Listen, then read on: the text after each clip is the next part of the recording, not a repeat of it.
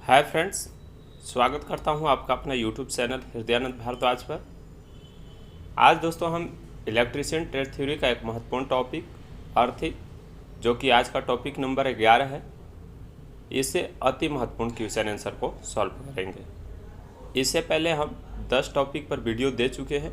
अगर आप उसे नहीं देखे हैं तो सभी वीडियो का जो लिंक है इसी वीडियो के डिस्क्रिप्शन में दिया हुआ है। एक एक करके आप सारे वीडियो को देख लीजिएगा, क्योंकि जो ये सीरीज़ है 1000 प्लस MCQ का आपको सभी टॉपिक वाइज हम आपको प्रोवाइड कर रहे हैं और सारे क्वेश्चन जो है मोस्ट इम्पोर्टेंट है उसी को हम शामिल कर रहे हैं। तो आप किसी भी प्रकार के प्रतियोगिता परीक्षा के तैयारी कर रहे हैं तो वहाँ पर ये जो क्वेश्चन है आपके लिए रामबाण साबित होगी। तो आइए बिना देर के वीडियो को शुरू कर ही लेते हैं। और मेरे चैनल पर पहली बार विजिट कर रहे हैं तो प्लीज़ ज़रूर चैनल से जुड़ जाइएगा, क्योंकि इसी प्रकार का नॉलेजफुल वीडियो हमारे चैनल पर अपडेट दिए जाते हैं। तो आइए शानदार तरीक़ा से सभी MCQ को सॉल्व करते हैं और प्रीवियस वीडियो की भांति हम कुछ इम्पोर्टेंट पॉइंट को भी बताऊंगा, उसे आप अपने नोट्स वगैरह में लिख लीजिएगा, ठीक है। तो आज का जो है टॉपिक 11 और टॉपिक का जो नाम है अर्थिंग। MCQ को सॉल्व करने से पहले थोड़ा सा अर्थिंग का डेफिनेशन आपको बता देते हैं कि आखिर अर्थिंग होती क्या है। तो अर्थिंग वह साधन है जो विद्युत चलित उपकरण या मशीन के बॉडी में किसी कारणवश अगर फेज तार उसके संपर्क में आता है तो उस स्थिति में हमें झटका से बचाता है, अर्थात लीकेज करंट से प्रोटेक्शन देती है। अर्थिंग कई प्रकार से होती है, plate earthing, rod earthing, pipe earthing. तो ये इसके हम डेफिनेशन को जाने और उसके प्रकार के बारे में। आइए अब शानदार तरीक़ा से हम MCQ को सॉल्व करते हैं। क्वेश्चन नंबर 1 में पूछा गया है अर्थ करने का मुख्य उद्देश्य क्या है, यानी जो हम अर्थिंग करते हैं उसका मुख्य उद्देश्य क्या होना चाहिए, ये आपसे पूछा गया। तो इसके भी 4 ऑप्शन दिए हुए। पहला ऑप्शन है भूमि का संभवतः कम प्रतिरोध प्रदान करना। दूसरा ऑप्शन है भूमि को संभवतः उच्च प्रतिरोध प्रदान करना। तीसरा ऑप्शन है धनात्मक, ऋणात्मक एवं शून्य धारा प्रवाह प्रदान करना। और चौथा ऑप्शन है उपरोक्त कोई नहीं। तो ये 4 ऑप्शन में से जब राइट ऑप्शन चूज कीजिएगा तो पहला का राइट ऑप्शन ए के साथ चला जाएगा। अर्थिंग का जो मुख्य उद्देश्य होना चाहिए भूमि का संभवतः कम प्रतिरोध प्रदान करना। तो राइट ऑप्शन हम पहला का ए के साथ चूज करेंगे। आइए अब नेक्स्ट क्वेश्चन नंबर देख लेते हैं 2।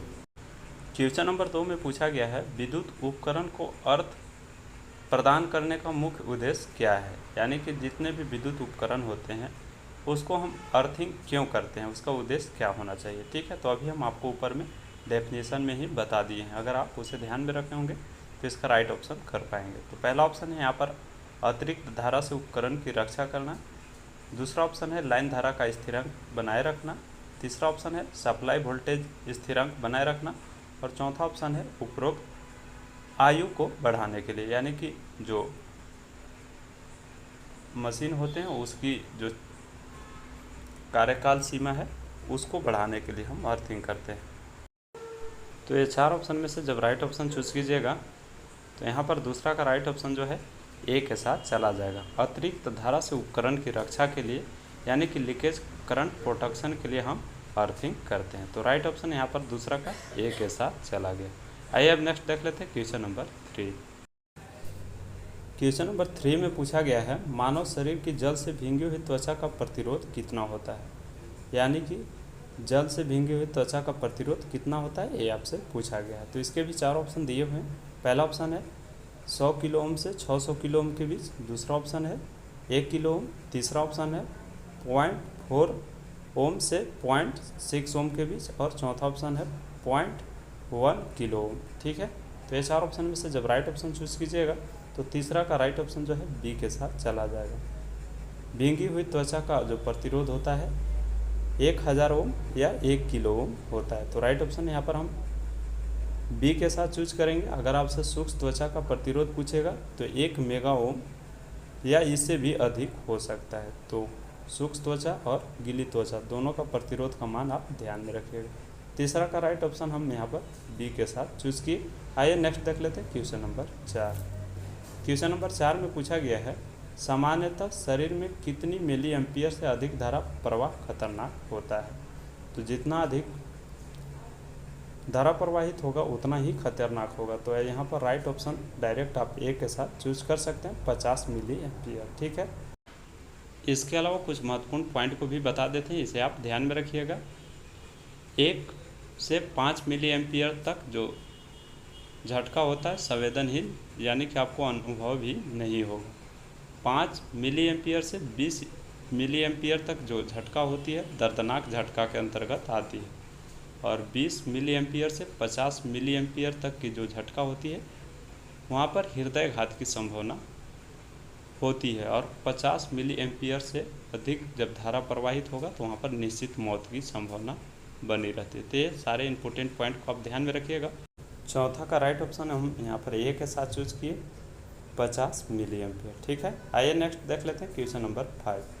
क्वेश्चन नंबर 5 में पूछा गया है ISI संहिता के अनुसार कॉपर अर्थ प्लेट का न्यूनतम बीमा होनी चाहिए।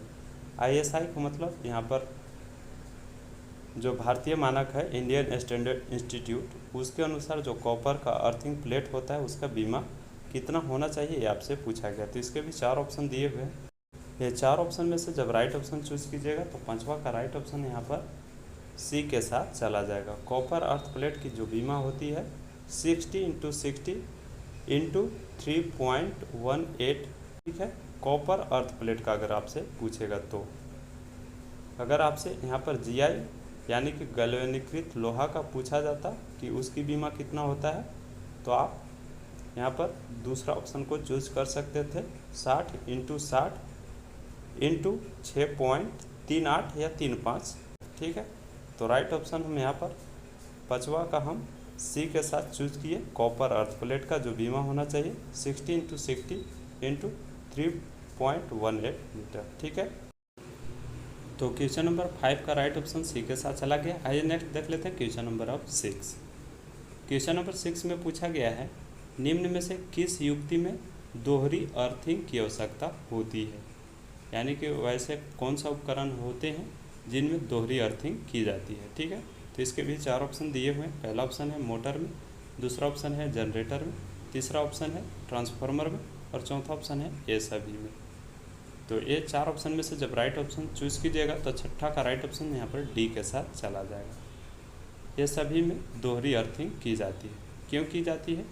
जितने भी 3 फेज का उपकरण होते हैं उसमें दोहरी फेज अर्थिंग करने का सलाह दी जाती है, क्योंकि अगर एक अर्थिंग अगर किसी प्रकार से टूट जाता है तो दूसरी अर्थिंग यहाँ पर बरकरार होती है, और 2 अर्थिंग होने के कारण जो है अर्थिंग प्रतिरोध का मान में भी कमी आता है, क्योंकि हमेशा अर्थिंग प्रतिरोध का मान जितना कम रहेगा उतना ही अच्छा होता है। ठीक है, तो छठा का राइट ऑप्शन हम यहाँ पर डी के साथ चूज किया। आइए नेक्स्ट देख लेते हैं क्वेश्चन नंबर 7। क्वेश्चन नंबर 7 में पूछा गया है भू प्रतिरोध को ...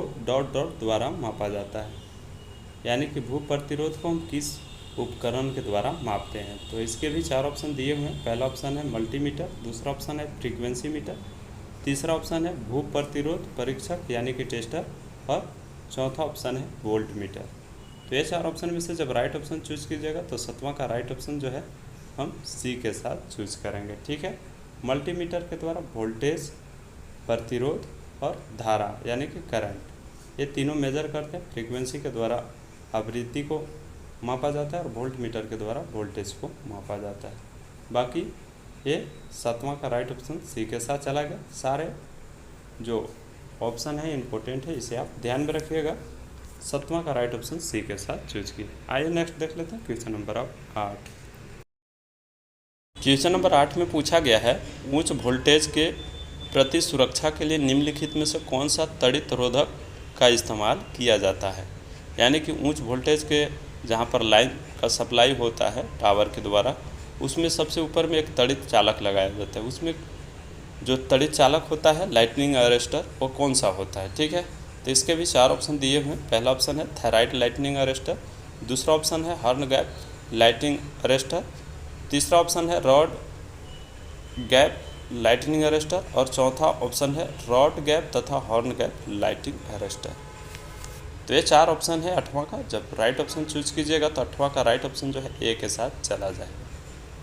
उच्च वोल्टेज के प्रति सुरक्षा के लिए जो हम लाइटनिंग अरेस्टर का यूज़ करते हैं वो थेराइट लाइटनिंग अरेस्टर का यूज़ करते हैं। तो 8वां का राइट ऑप्शन ए के साथ चूज करेंगे, इसे आप ध्यान में रखिएगा।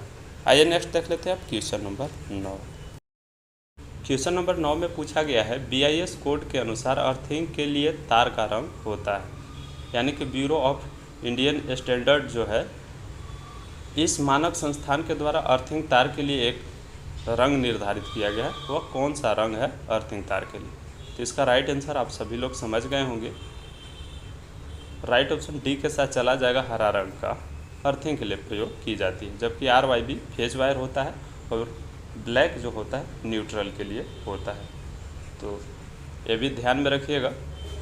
9वां का राइट ऑप्शन डी के साथ हम चूज किए। आइए अब नेक्स्ट देख लेते हैं क्वेश्चन नंबर 10।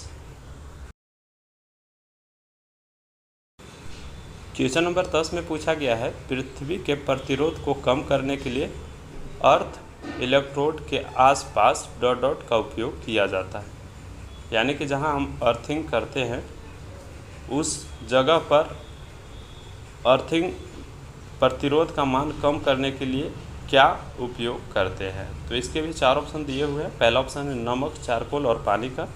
दूसरा ऑप्शन है नट बोल्ट वाशर का। तीसरा ऑप्शन है रॉड और पाइप का। चौथा ऑप्शन है बोल्ट और वाशर का।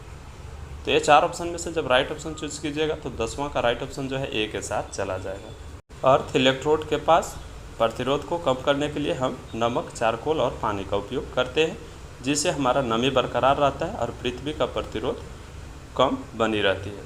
तो यहाँ पर हम 10वां का राइट ऑप्शन ए के साथ चूज किए। आइए नेक्स्ट देख लेते हैं क्वेश्चन नंबर 11। क्वेश्चन नंबर 11 में पूछा गया है अर्थिंग तार के लिए उपयुक्त है, यानी कि अर्थिंग तार के लिए हम किस तार का उपयोग करते हैं? तो इसके भी 4 ऑप्शन दिए हुए। पहला ऑप्शन है एल्युमिनियम, दूसरा ऑप्शन है कॉपर, तीसरा ऑप्शन है गैल्वेनाइज इस्पात और चौथा ऑप्शन है लोहा। तो ये 4 ऑप्शन में से जब राइट ऑप्शन चूज कीजिएगा तो 11 का राइट ऑप्शन सी के साथ चला जाएगा। अर्थिंग तार के लिए सबसे उपयुक्त जो होती है गैल्वेनाइज इस्पात या गैल्वेनाइज आयरन बोल सकते हैं। यह उपयुक्त होती है क्योंकि यह वातावरण से मुक्त होती है, इसमें जंग नहीं लगता है। तो राइट ऑप्शन हम 11 का सी के साथ चूज किए। आइए अब नेक्स्ट देख लेते हैं क्वेश्चन नंबर 12। क्वेश्चन नंबर 12 में पूछा गया है भू संपर्क के लिए प्रयुक्त मानक वायर गेज कम नहीं होना चाहिए, यानी कि जो हम अर्थिंग के लिए जो तार का उपयोग करते हैं कितना SWG से कम नहीं होना चाहिए? तो इसके भी 4 ऑप्शन दिए हुए। पहला ऑप्शन जो है 8 SWG, दूसरा ऑप्शन है 12 SWG, तीसरा ऑप्शन है 14 SWG और यहाँ पर चौथा ऑप्शन है 16 SWG। तो दिए गए ऑप्शन में से जब राइट ऑप्शन चूज कीजिएगा तो 12 का राइट ऑप्शन ए के साथ चला जाएगा। यहाँ पर 8 SWG से कम नहीं होना चाहिए, ठीक है। तो राइट ऑप्शन हम 12 का ए के साथ चूज किए। आइए अब नेक्स्ट देख लेते हैं क्वेश्चन नंबर 13। क्वेश्चन नंबर 13 में पूछा गया है अर्थिंग उपकरण का उपयोग डॉट डॉट से बचने के लिए किया जाता है। यहाँ पर डॉट डॉट से होगा ना, यानी कि हम अर्थिंग का उपयोग किस लिए करते हैं, यह किस चीज़ से हमें बचाता है? तो इसके भी 4 ऑप्शन दिए हुए हैं। पहला ऑप्शन है बिजली के झटके से, दूसरा ऑप्शन है ब्रेकडाउन करंट से, तीसरा ऑप्शन है लीकेज करंट से और चौथा ऑप्शन है इनमें से कोई नहीं। तो ये 4 ऑप्शन में से जब राइट ऑप्शन चूज कीजिएगा तो 13 का राइट ऑप्शन सी के साथ चला जाएगा। लीकेज करंट से प्रोटेक्शन देती है। तो यहाँ पर 13 का राइट ऑप्शन सी के साथ चूज किया। आइए नेक्स्ट देख लेते हैं क्वेश्चन नंबर 14। क्वेश्चन नंबर 14 में पूछा गया है भूसंपर्क तार को जोड़ा जाता है, ठीक है, यानी कि अर्थिंग तार को किससे जोड़ा जाता है? तो इसके भी 4 ऑप्शन दिए हुए हैं। आप सभी लोग इसका राइट ऑप्शन जानते होंगे। पहला ऑप्शन है ज़मीन से, दूसरा ऑप्शन है न्यूट्रल तार से, तीसरा ऑप्शन है पावर हाउस से और चौथा ऑप्शन है फेज से। तो जब राइट ऑप्शन चूज कीजिएगा तो 14 का राइट ऑप्शन ए के साथ चला जाएगा। भूसंपर्क तार को यानी कि अर्थिंग को ज़मीन से जोड़ा जाता है। तो यहाँ पर 14 का राइट ऑप्शन ए के साथ चूज किए। आइए नेक्स्ट देख लेते हैं क्वेश्चन नंबर 15।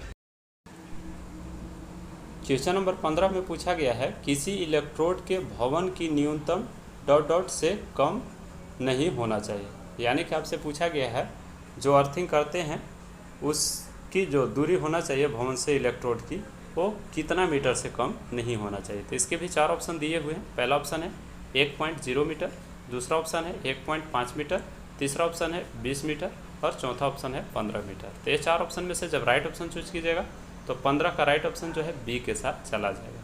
1.5 मीटर से कम दूरी नहीं होनी चाहिए। तो राइट ऑप्शन हम यहाँ पर बी के साथ चूज किए।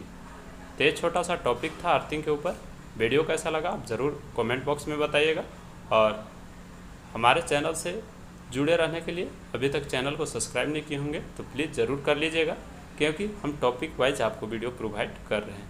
आपको सभी प्रकार के प्रतियोगिता परीक्षा के लिए रामबाण साबित होगी। तो मिलते हैं फिर नेक्स्ट वीडियो में नई जानकारी के साथ, तब तक के लिए अपना ख्याल रखिए। जय हिंद।